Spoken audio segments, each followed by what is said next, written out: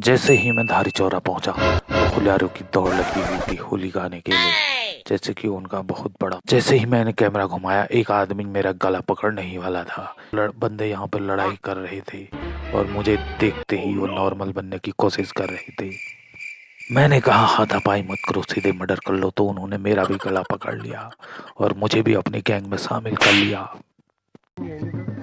तो होली जारी अभी चंद्री चाचा और दीवान चाचा के यहाँ चलते हैं। मैंने देखा एक आदमी यहाँ सबके कर्मों का हिसाब लिख रहा था। मैंने कहा 100-200 मुझसे भी ले ले, लेकिन मेरे कर्म अच्छे अच्छे लिखना।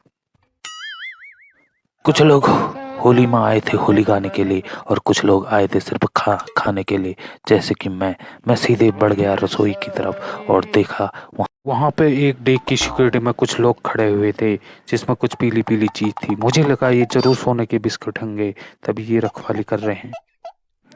जैसे ही मैं उनकी नज़रों से बच के चुराने लगा तो वहाँ देखा, वहाँ तो आलू थे, पीले पीले आलू बने हुए थे। ये देख के मैं झंड हो गया। यहाँ पर एक आदमी चोरी करते हुए पकड़ा गया और मैंने उसे जैसे ही उसकी कंप्लेन करनी चाहिए तो उसने मुझे ही अपना सरदार बना लिया और वो प्लेट मुझे ऑफर कर दी।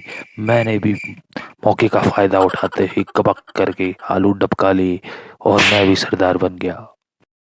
3-4 प्लेट आलू और 2 गिलास चाय पी ली थी और उसके बाद शराफत का चोला ओढ़ के मैं भी पहुंच गया होली पर। और यहाँ देखा तभी एक आदमी खुशी से झूमने लगा क्योंकि उसकी आईपीएल में एंट्री वापस आ गई थी।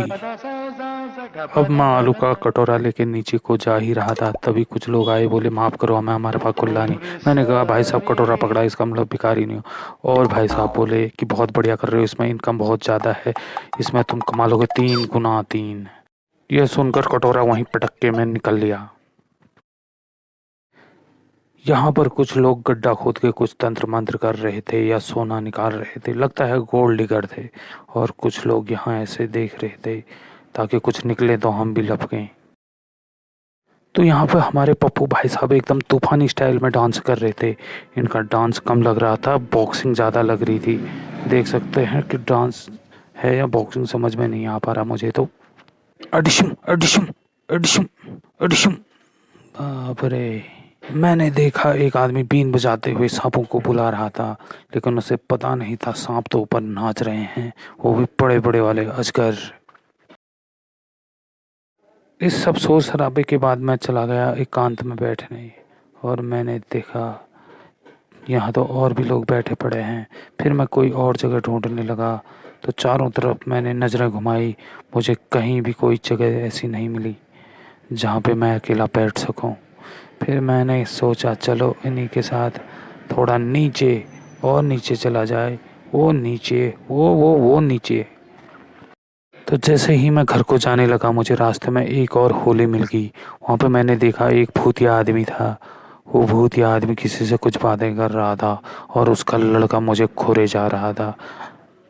मैं छुप छुप के इनकी हरकतें रिकॉर्ड कर ही रहा था तो एक आदमी ने मुझे देख लिया और मुझसे रुक जा बोल रहे थे और मेरा कैमरा छीन लिया।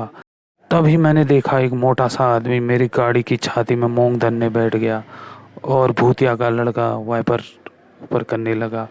तभी मोटे आदमी ने उसको एक जड़ दिया और वो भी निकल लिया। तभी मुझे मेरे एक सब्सक्राइबर मिल गए, उन्होंने कहा हम भी आपका ब्लॉग देखते हैं तो कुछ कमाई हो रही तो हमें भी दो। मैंने कहा 100 व्यू में क्या कमाई होगी।